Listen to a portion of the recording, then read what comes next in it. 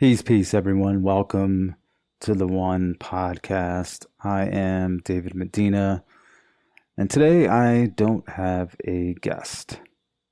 Every once in a while, I'll be sharing my thoughts on certain things, basically, whatever is on my heart.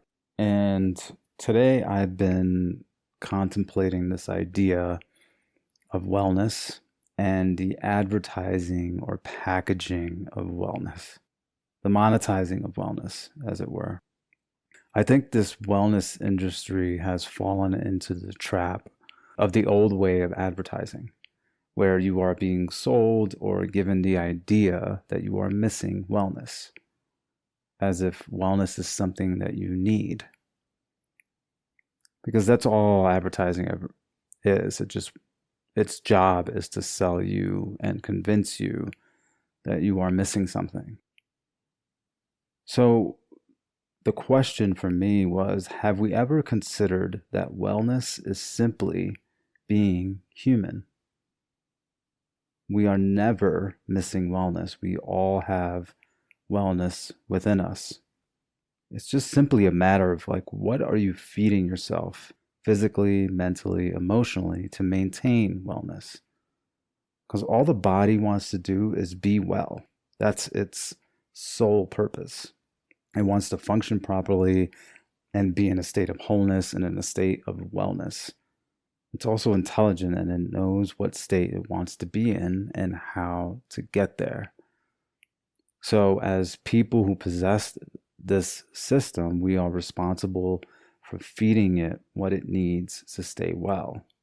And if we don't, it becomes unwell and it becomes resistant against what it is fed. So take food as an example. When I shop for my groceries, my nutrition, I take the time to read the ingredients.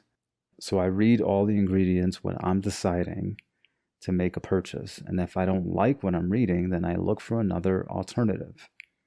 An alternative that has less ingredients, clean ingredients, and nothing that I can't pronounce. Also, when you see natural flavors in the ingredients list, those are chemicals to make it taste like the food they're trying to achieve. It's simple habits like that that contribute to our wellness. It's always a choice.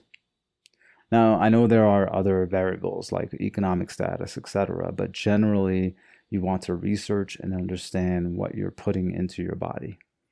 Because the chemicals in which we put in our bodies that are foreign, the body doesn't know what to do with. So the immune system attacks it, which causes inflammation. Now, some inflammation is good, as we need that to fight off viruses, etc.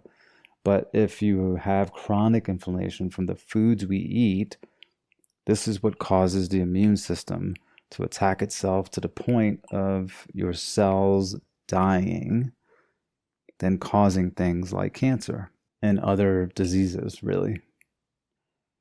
Now, I'm not comparing the wellness industry to cancer, but what I am saying is that the same can be said, or the same logic can be applied to anyone selling classes, retreats, programs, anything in that sphere that you have to consider or use the logic to consider, is this good for me and will this add to my wellness? When I offer classes and workshops, etc., I always come from a space of, will this be adding to people's lives? So the key word here is to be discerning about what people are offering and why. Everything is not for everyone. It's not a one size fits all. And I think if we get away from monetizing everything and marketing things in a way that falls within the same tricks of advertising, which, its purpose again is to make you feel like you are missing something, then we have an opportunity to present the idea that everyone has wellness. And what are the tools needed for that person, that specific person, to focus their attention and energy toward the things that make them well? So, if you're looking for something to add to your wellness, like classes, retreats, workshops, media consumption, food, please use discernment and also understand that you are not missing anything. Your wellness is your responsibility to maintain, but it is never, ever missing. Thank you for listening. Peace and blessings. See you next time.